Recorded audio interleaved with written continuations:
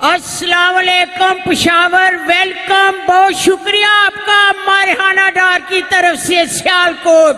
मेरा इमरान खान से वादा था कि माँ का आखिरी कतरा खून का भी जद्दोजहद के लिए जारी रहेगा।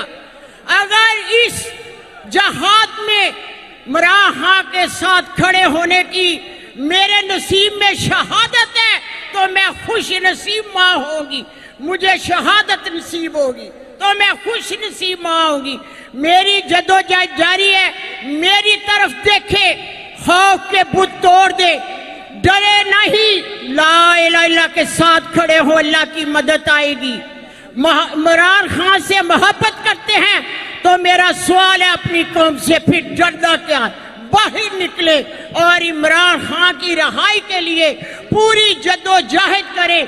कौन बचाएगा पाकिस्तान? इमरान खान, इमरान खान। कौन बचाएगा पाकिस्तान? इमरान खान, इमरान खान। कौन बचाएगा पाकिस्तान? इमरान खान, इमरान खान। अब मैं पैदा हुई ये पंजाबी है, लेकिन मैं ये मानता हूं कि अल्लाह ताला ने मेरी माँ के सीने में पख्तूना वाला दलेर जुर्रतमंद दिल रखा है।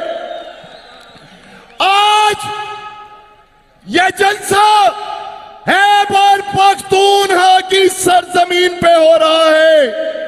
ये खैबर पख्तूनख्वा की सरजमीन दलेर लोगों की सरजमीन है, जुर्रतमंद लोगों की सरजमीन है।